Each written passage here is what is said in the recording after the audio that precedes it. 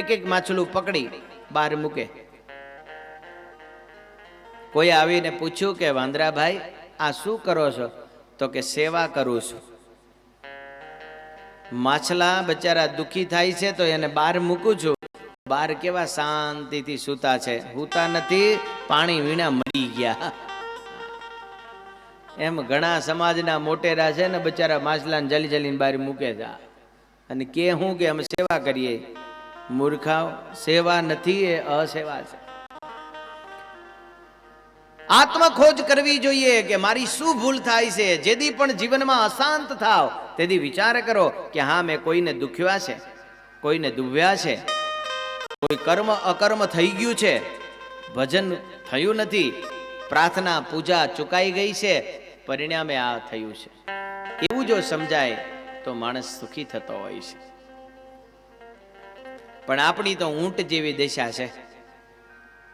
ઊંટ જેવી દશા એટલે ઊંટના શરીરમાં કેટલા વળાંક. તમે જોયું કોઈ દી ઊંટ જોયું? ઊંટના શરીરમાં કેટલા બધા વળાંક હોય છે, છતાં પણ એ ઊંટ એના વળાંક જોઈ નથી શકતો. અને ફરતો ઊંટ જંગલમાં જે જે પક્ષી, પશુ, પ્રાણી એ મળે એ બધાના અંગની ખોટ કાઢ્યા કરે. ઊંટ કહે આસમામાં બાકા અંગવાળા, ભૂતળમાં પશુ અને પંખી અપાર છે. પોપટની ચાંચ વાંકી, બગલાની ડોક વાંકી, ભેંસના તો સિંગ વાંકા, સિંગડાનો ભાર છે. બધાયના વાંકા અંગ એનું નિરીક્ષણ કરે છે પણ પોતાના વાંકા અંગનું કરતો નથી. અને જ્યાં શિયાળ આવ્યું અને શિયાળની પૂંછડી વાંકી એમ કહેવા ગયો ઊંટ, ત્યાં તો શિયાળ ભભક્યો. બધાય પ્રાણી સહન કરે પણ શિયાળ કરે પોગી નો કે ને માળું બટકા ભરીને ભાગી જાય. બીવડાવે તો ખરું છે. એ દાખે દલપતરામ બીજાના એક આપના 18 વાંકા. શિયાળ કે છે કે આ બધાયના એક એક અંગ વાંકા છે જીવનમાં, દેહમાં, પણ તમારા તો 18 વાંકા છે. આમ જોવો, દર્પણમાં જોવો, ખબર પડે. ઘણી વખત આપણને બીજાનો વાંક કાઢવાનો વિચાર આવે ત્યારે યાદ કરવું કે મારી અંદર કેટલા દોષ છે. આને આત્મખોજ કહે છે સંતો. અને જીવનમાં જે આત્મખોજ કરે છે એ જ સુખી થાય છે. સ્વયં ભગવાન વેદવ્યાસ આજે આત્મખોજ કરી પરિણામે નારદજીની વાત એને સમજાણી. માટે બીજાને દોષ દેવાનું છોડો તો જ જીવનમાં સુખી થવાશે. બીજાના દોષ કાઢ્યા કરશું તો કોઈ દી પ્રશ્ન નહીં ઉકેલાય. અને આજે જેટલા પ્રશ્નો ગુંચાય છે એકાદી બીજાની ઉપર ઢોળે છે માટે જ ગુંચાય છે. અરે બીજા મોટા જવા દો, તમે ઘરમાં જોવો ને, જો કઢી હારી થઈ હોય ને તો 4 જણા ગરાક થાય. મરચા તો મેં સુધાર્યા, એટલે મરચાથી નો હારી થાય. કારણ કે ડંકો તો મેં 1-2 વાર હલાવ્યો હતો, બધા એના ગરાક થઈ જાય કે હા મેં આમ કર્યું હતું. અને જો કઢી હારી ન થાય તો વઘારી હોય ને એ ખસી જાય. કેમ? ઓલો બાજુ ઉભો તો એટલે આવી થઈ લે. ઈ અમુક એવું હોય ખરું કે અમુક આમ નજરે હોય તો આપણને બહુ ફાવે નહીં એમ, એટલે ધ્યાન રાખવું. પણ જસ ખાટવા માટે આ જીવ બહુ ટેવાયો છે બચારો. કાંઈક પોઝિટિવ સારું દેખાય એ બધું મારું મારું, અને કંઈક બગડે તો કે હા બીજા હતા એટલે આમ થયું છે. સુખી થવું હોય તો પોતાની ભૂલ કબૂલ કરો. નાના માણસ હોય તો એની પાસે પણ કબૂલ કરો તો સુખી થવાશે. દોષ બીજાને દેતા પેલા હું સમજુ મારી ભૂલ. દોષ બીજાને દેતા પેલા હું સમજુ મારી ભૂલ. દોષ બીજાને દેતા પેલા હું સમજુ મારી ભૂલ. દોષ બીજાને દેતા પહેલા હું સમજુ મારી ભૂલ. બીજાને દોષ દઈએ એની પહેલા ભગવાનને પ્રાર્થના કરો કે હું મારી ભૂલ સમજી શકું. અને કોઈ ઘરનો, ગામનો, દેશનો, રાષ્ટ્રનો મોટેરો પોતાની ભૂલ સમજે તો સમજો કે આખું રાજ્ય, આખું ગામ કે આખું કુટુંબ એ તરી ગયું છે. તરી ગયું છે. માટે નારદજીએ કહ્યું કે તમારી ભૂલ છે. આ 17 પુરાણો રચ્યા પણ એમાં ભગવાન સંબંધી વાત ઓછી આવે છે. હવે ભગવાન સંબંધી વાત આવે એવું સુંદર શાસ્ત્ર રચો. અને એ ભગવાન જો પ્રભુ કેવા કૃપાળુ છે, બહુ દયાળુ છે. હું તો દાસીનો પુત્ર કહેવાઉં, છતાં પણ ભગવાને મને કેવી મોટપ આપી છે. નારદજી પોતાનું જીવન વૃત્તાંત કહે છે. ભગવાન વ્યાસના પૂછવાથી નારદજી કહે છે કે એકવાર ચાતુર્માસ ગાળવા માટે અમારા ગામમાં સાધુ આવ્યા. ગામમાં સાધુ આવે ને બાપ રાજી થજો.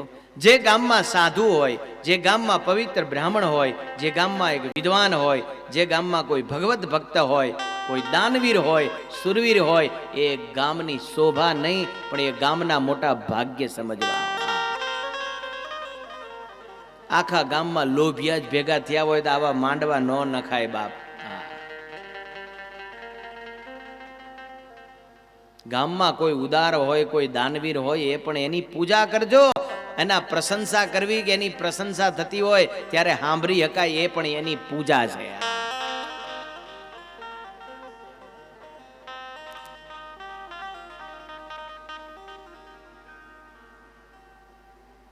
દાસી પુત્ર નારદ કહે છે કે અમારા ગામમાં સાધુ આવ્યા.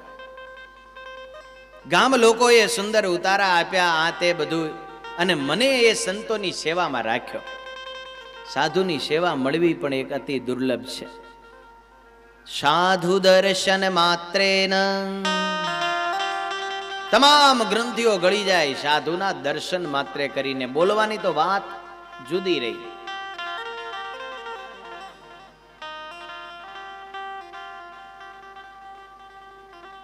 સંતોની હું સેવામાં રહ્યો, સંતોની સેવા કરું. સંતો મારી ઉપર ખૂબ રાજી. વહેલો ઉઠું. વહેલા ઉઠવાના બહુ પ્રશ્નો છે લ્યો. હા, જ્યાં જાવ ત્યાં, ઘરે ઘરે, ગામો ગામ, મંદિરે મંદિરે, મંડળે મંડળે, ક્યાં વહેલા ઉઠતા નથી. હવે આ એક કળિયુગનું લક્ષણ છે. મોડા હોવું અને મોડા ઉઠવું. સરેરાશ ઊંઘ તો એક સરખી જ હોય છે, પણ રાત્રે ઊંઘ ઓછી આવે. પણ એમાં એક વિવેક છે. કંઈ ધંધો હોય, કંઈ બિઝનેસ હોય, અરે ક્યાંક કથા હોય, અમે દૂર સભા કરવા ગયા હોય ત્યારે અમારે જ રાતના 12-1 વાગી જાય. હવે ઊંઘનો સમય વીતી ગયો એટલે તમે સુવો તો નીંદર આવે નહીં. મંદિરે જાવ તો અહીંયા કંઈ એવું નથી હોતું, બધું તૈયાર જ હોય, પાછું કામ ઊભું હોય. એટલે રાત્રે 2 વાગી જાય તો સહેજે સવારે મોડું થઈ જાય. અને સવારે આવનારો એમ કે લે સાધુ થયા છે તો હજુ તો 7 વાગ્યા સુધી હુઈ રહ્યા, એને પાપ થાય કે પુણ્ય થાય? આપણે તો એમને ઉસીથી પાપ ઓર્યા કરીએ છીએ. હા, સમજતા જ નથી શું છે વિવેક તો જુઓ. એક જણો કાલુપુર મંદિરે આવતો રોજ દર્શન કરવા, અને આવે ક્યારે ખબર તમને? 10ની આરતીમાં આવે. આપણે તો 5 આરતી થાય ને, 10 વાગ્યાની આરતીમાં આવે. અને 10 વાગ્યાની આરતીમાં આવી અને જોવે તો સાધુ તો જમતા જ હોય. આરતી થાય પછી એને જમવાનું સમય થઈ જાય. અને અત્યારે જે નવો ભંડાર રસોડું જે બનાવ્યું એ નહોતું, એટલે સાધુ બધા સભા મંડપમાં જમતા. એટલે એ રોજ 10 વાગે આવે ને આરતી કરીને નરનારાયણ દેવની પાછો ભરે, એટલે પંક્તિમાં સાધુ જમતા જ હોય. એટલે શું કે અરે રે હું રોજ આવું, આ સાધુ ખાતા જ હોય છે, જ્યારે જોવું ત્યારે ખાતા જ હોય છે. આમ કરીને અવગુણ લીધો લ્યો. પછી એક ભગતે કીધું કે તું 10 વાગે આવે છે, કોઈ દી 4 વાગે આવ્યો અહીંયા વહેલો? તો કે ના, હવે તું સમય બદલ. હા, એમાં આપણે ઘણી વખત વિચાર બદલવા પડે. 4 વાગે આવે તો એ તો પૂજા કરતા હોય, ભજન કરતા હોય, ભક્તિ કરતા હોય, કોઈ પ્રભાતી ગાતા હોય, કોઈ દંડવટ કરતા હોય, કોઈ પ્રદક્ષિણા કરતા હોય, એમ સમય બદલવો પડે. એકને એક એંગલથી જોવો તો પછી કઈ ફોટા એવા જ આવે ને તારે. માણસ તો એને એ હોય, પણ જુદા જુદા એંગલથી ફોટો પાડો તો જુદા જુદા સ્વરૂપ દેખાય. હા, ક્યારેક આનંદમાં હોય, ક્યારેક આપણે હવરું કામ કર્યું હોય તો સ્વામી આનંદમાં હોય, તો હસતા હોય ને બોલતા હોય ને વાતો કરતા હોય તો ભગવાન જેવા લાગે. અને ક્યારેક આજુબાજુ વાળા 8 જણાએ ઊંધું માર્યું હોય તો ખીજાણા હોય. તારે તેથી સમજવું કે આ શંકરનું ત્રીજું નેત્ર ખોલ્યું છે, પણ શંકર સિવાય બીજા માનવા નહીં. એને આ મહારાજ કે મોડામાં મોડો દેહ આવશે તો બ્રહ્મા જેવો આવશે. ક્રોધ તો આવે ને ભાઈ, ન આવે?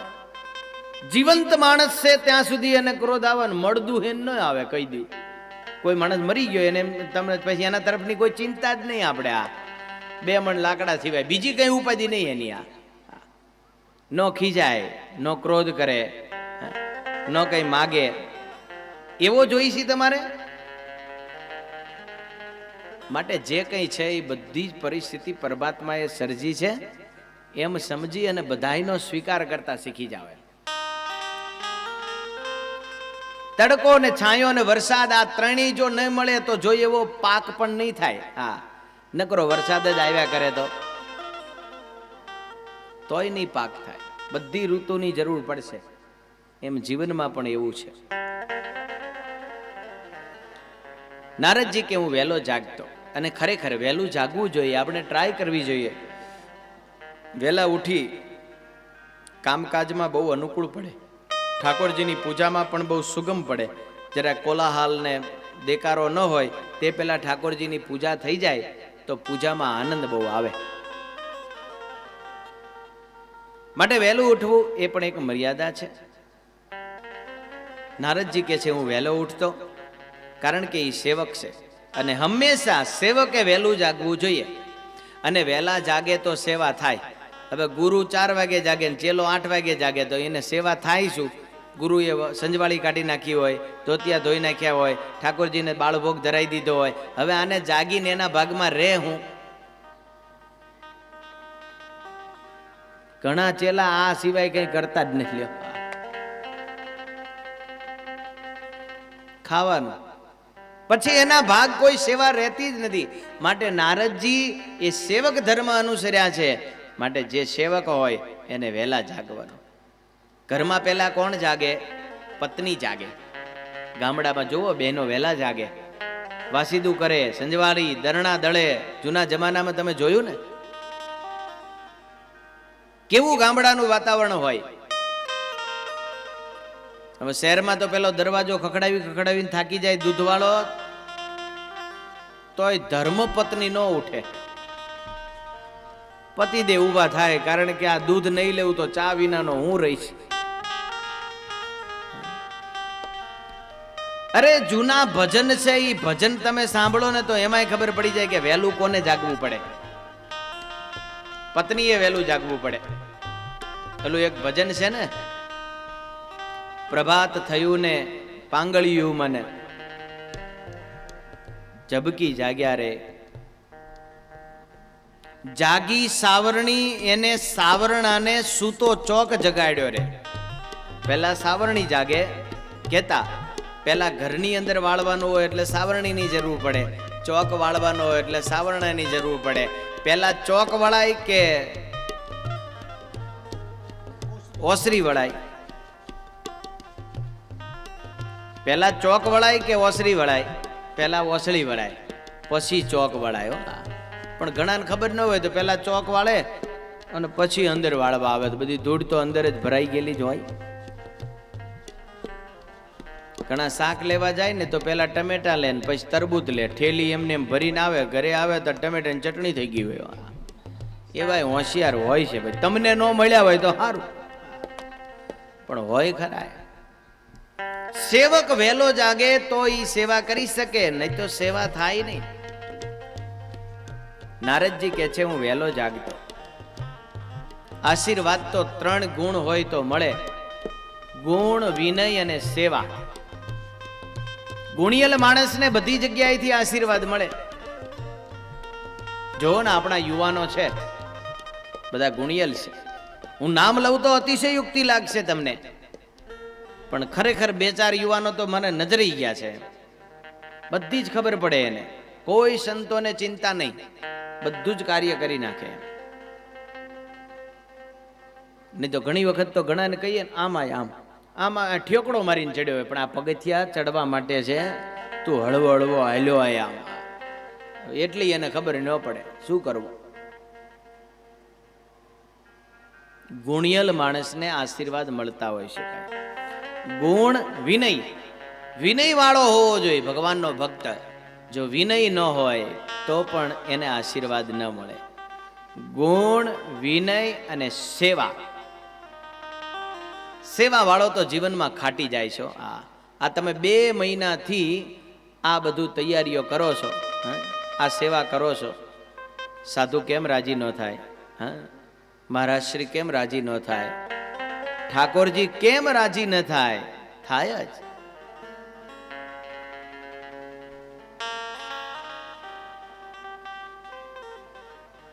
નીચી ટેલ મળે તો માને મોટા ભાગ્ય જો. આ ઉત્સવ સમયમાં નાનામાં નાની જો કંઈક સેવા મળે ને તો પણ આપણે બહુ મોટા ભાગ્ય સમજવા જોઈએ. દાદા ખાચરના દરબારમાં બધા સેવા કરતા, અને જવાનું જો મન થાય ને કે વહેલા આપણે દાદા ખાચરના દરબારમાં જઈએ તો મનમાં એવા જ વિચારો હોય કે અમને કંઈક સેવા મળી જાય. સેવા એ તો ભગવાનના ભક્તની જાહો જલાલી છે. જેને જીવનમાં સેવા મળી એ ખાટી ગયા. ખાટી ગયા.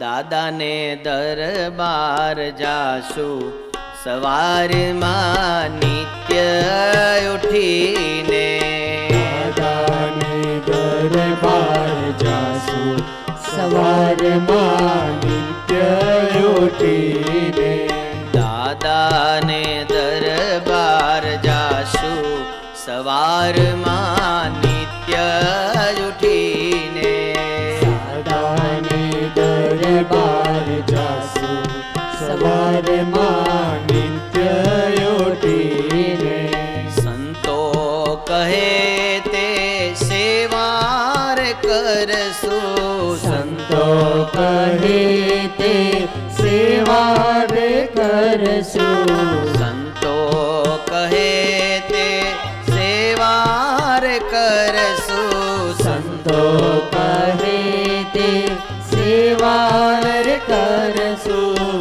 કહેશો તો સંજવાળી લઈશું સવારમાં નિત્ય ઉઠીને, દાદાને દરબાર જાસુ સવારમાં નિત્ય ઉઠીને, કહેશે તો સંજવાળી લઈશું સવારમાં નિત્ય ઉઠીને, કહેશે તો સંજવાળી દઈશું સવારમાં નિત્ય ઉઠીને. નાનામાં નાની સેવા એનું ફળ બહુ ઉત્તમ હોય છે. જેટલી સેવા નીચી એટલું ફળ ઊંચું. કારણ કે ભગવાનને સેવા બહુ ગમતી. એકવાર દાદા ખાચરના દરબારમાં એક કૂતરું બગાડી ગયેલું. જેટલા હરિભક્તો આવે એટલા એમ બોલે કે અરે રે અહીંયા કૂતરું બગાડી ગયું, કોઈ સાફે કર્યું નથી. જૈન પાસ સભામાં બેહી જાય, ઓહો અહીંયા આટલી બધી ગંદકી છે, કોઈએ સાફ કર્યું નથી. આવું બોલી બોલીને સભામાં ગોઠવાઈ જાય. ઉકા ખાચર આવ્યા. ઉકા ખાચરની સેવા ભગવાન શ્રી હરિએ વચનામૃતમાં બહુ વખાણી છે. ઉકા ખાચરે જોયું કે આ કૂતરું બગાડી ગયું છે, એટલે કપડાં બદલી એ સાફ કરી ત્યાં પાણી છાંટી પાછા સ્નાન કરવા ગયા. કેલામાં નાઈ ધોયેલા વસ્ત્રો પહેરી અને પછી આ લીલુડા લીમડા નીચે ભગવાન શ્રી હરિ બેઠા હતા ત્યાં ગયા. ત્યારે અંતર્યામીપણે ભગવાન બધું જાણીને શ્રી હરિ કહે છે કે ઓહો, ઘર ધણી તો હજુ હવે આયા. બધા વિચાર કરે કે ઘરધણી તો દાદો ખાચર છે, આ ઉકો ક્યાં ઘરધણી છે. પણ મહારાજ કે છે જે ઘરધણી હોય એને ચિંતા થાય, બીજાને થાય. અહીંયા આટલું મોટું આયોજન છે, કંઈ આડોઅવળું પડ્યું હોય, કંઈ જરૂર હોય, કંઈ ખૂટતું હોય, કંઈ લાવવું હોય, કંઈ ગોઠવવું હોય, તો જે ઘરનું માન્યું હોય એ દોડે ને, બાકી તો બીજા રાહ જોવે કે હા થઈ જશે થઈ જશે. એ તો ઘણા કામ કરવા વાળા છે, હા ઘણા બધા છે, તો શું તારા રાખેલા છે? આ તો એક ભગવાનની આ સંતની પ્રસન્નતા લેવા માટે આ બધા તમતોડ મહેનત કરે છે. આપણે પણ જેટલું અંદર જોડાઈએ એટલું આપણને ફળ છે. સેવા કરે એવો સેવક બહુ વાલો છે. એમાં પણ ભગવાન રામચંદ્રજી કહે છે કે સેવક તો મને અતિ વાલો. લક્ષ્મણ જેવો સેવક, મૂળજી બ્રહ્મચારી જેવો સેવક, દાદા ખાચર જેવો સેવક, એક આંખનું મટકું ન મારે. બાકી ઘણા હોય સેવામાં પણ કરાવરાવે સેવા. એક બાપા લાકડીના ટેકે ઢગુક ઢગુક હાલે ને વરા તો એના 80માં 1-2 ઓછા હશે. અને એ મને શું કે સ્વામી તમારી સેવામાં આવવું છે. શું કે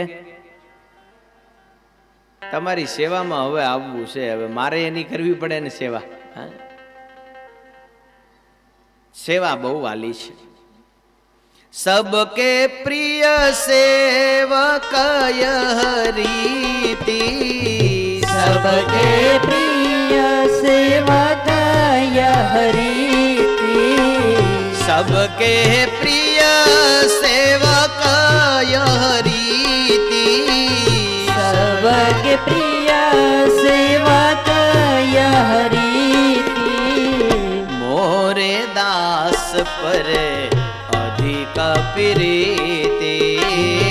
मोरे दास भगवान राम के छे अधिक प्रीति, मोरे दास पर अधिक प्रीति, मोरे दास पर अधिक प्रीति, सबके प्रिय सेवक यह रीति, सबके प्रिय सेवक यह रीति, मोरे दास पर अधिक प्रीति, मोरे दास पर अधिक प्रीति.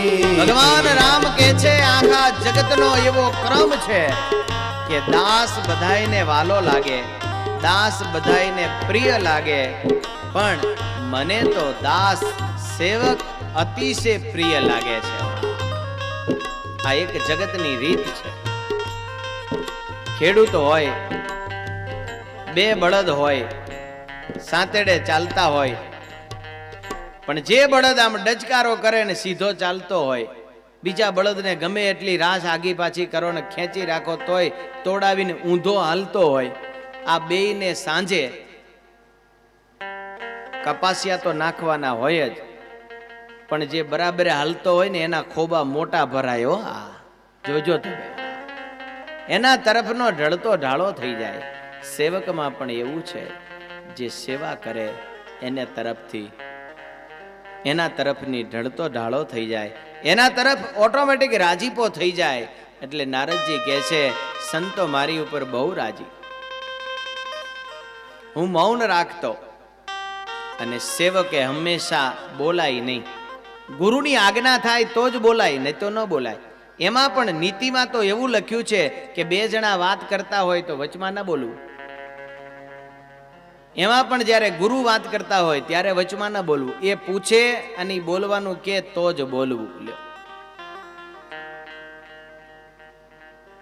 મૌન રાખતો. અને મૌનમાં બહુ શક્તિ છે. હું ને તમે વગર જોતું બોલી બોલી અને આ શક્તિ વેડફી છે. માટે નારદજી કહે છે જે સેવક હોય, ભગવાનનો ભક્ત હોય, એ મૌન રાખે.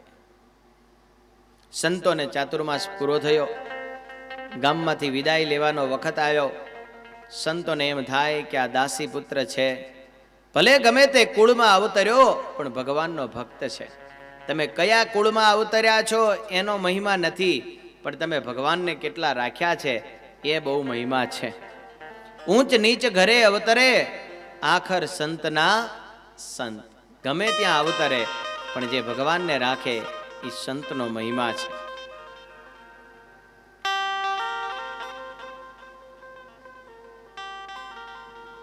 દાસી પુત્ર છે પણ અતિ ઉત્તમ છે. નારદજી પોતાનો ગુણ બીજો કહે છે કે હું બહુ ખાતો નહીં અને સેવકે બહુ ખવાય નહીં. જેટલું વધારે ખાય એટલો વધારે પ્રમાદ વધે, આળસ થાય.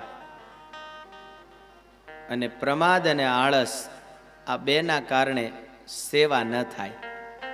માટે જેને સેવા કરવી હોય, જેને ગુરુનો રાજીપો લેવો હોય, એ દરેક સેવક, દીકરો એ બાપનો સેવક જ કહેવાય, વહુ એ સાસુની સેવક જ કહેવાય, દીકરી એ માની સેવક જ કહેવાય, સાસુની સેવક જ કહેવાય, નોકર એ માલિકનો સેવક જ કહેવાય.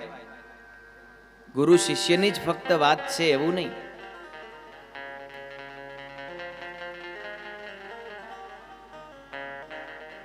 સંતો મારી સામું જુએ અને નારદજી કહે છે મારા હૃદયમાં ભક્તિ ઉદય થાય. વાત એ સાચી. સાધુની દ્રષ્ટિથી મારા ને તમારી ભક્તિ એ ઉદય થતી હોય છે. આપણી અંદર પડેલા એ સૂક્ષ્મ સંસ્કાર એ જાગૃત થતા હોય છે. એનો મહિમા છે. સંતો આપણી સામે દ્રષ્ટિ કરે, સંતો આપણને યાદ કરે, સંતોનો આપણે સ્પર્શ કરીએ, આ ત્રણેય પ્રકારે આપણો આ જીવ એ બળિયો થાય છે. જેમ પશુ પક્ષીઓ એ પણ ત્રણ પ્રકારે વૃદ્ધિ પામતા હોય છે. અમુક એવા પક્ષી છે પોતાના ઈંડાને સ્પર્શ કરે એટલે ઈંડામાંથી બચ્ચું થઈ જાય, સેવન થઈ જાય. અમુક પક્ષીઓ એવા હોય છે કે પોતાના ઈંડાને યાદ કરે તો અંદરથી સેવાઈ જાય અને યાદ કરતા કરતા એ બચલા સેવાતા સેવાતા મોટા થઈ જાય અને જ્યારે એ 6 મહિના થાય એ કુંજ પક્ષી દૂર દેશ ગયા હોય, ચણ ચણીને પાછા આવતા હોય ત્યારે એ બચલાઓ સામે લેવા જાય એવા મોટા થઈ જાય. એ સંત દ્રષ્ટિનો મહિમા છે. એટલે જ આપણે સંતોને કહીએ છીએ ને કે અમારી સામું નજર રાખજો. એટલે જ સંતોને કહીએ છીએ ને કે ભાઈ હાથ મૂકો. છો નાના બાળક હોય, આપણે નથી કહેતા સંતોને કે હાથ મૂકો માથે, નહીં તો હાથ તો આપણી જોડે હોય છે ને મૂકી દેવા જોઈએ ને બે નથી હોતા. પણ જે હાથથી ભજન થયું છે, ભગવાનનું પૂજન અર્ચન થયું છે, એ હાથનો મહિમા છે.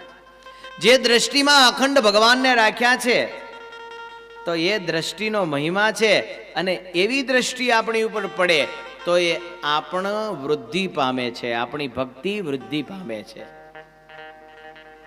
બાકી અમુક એવા માણસો સામુ આપણે જોઈએ દ્રષ્ટિ તો આપણને ઘાટ કુઘાટ, સંકલ્પ વિકલ્પ ઉથલ પાથલ થવા માંડે.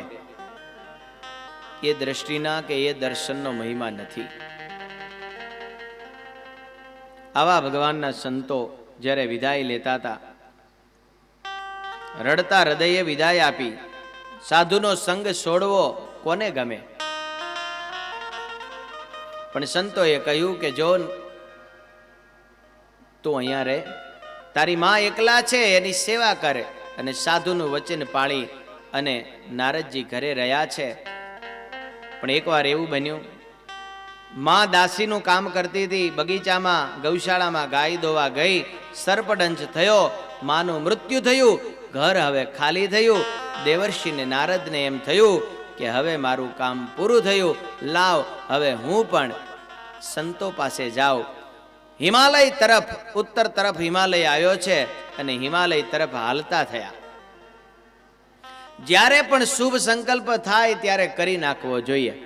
ભગવાન સ્વામિનારાયણે શિક્ષાપત્રીમાં લખ્યું કે સંસાર વ્યવહારનું કામ વિચારીને કરવું, પણ ધર્માદાનું કામ તો તત્કાળ કરવું. જો ધર્માદાનું કામ તત્કાળ ન કરે તો પાછું મન છે ને એ ધૂળ ખાનારું છે તો પાછું ફરી જાય. માટે તત્કાળ કરવું. વિચાર થયો કે લાવ ભગવાન ભજવા જવું, એ જ ઘડીએ નારદજી હાલતા થઈ ગયા છે.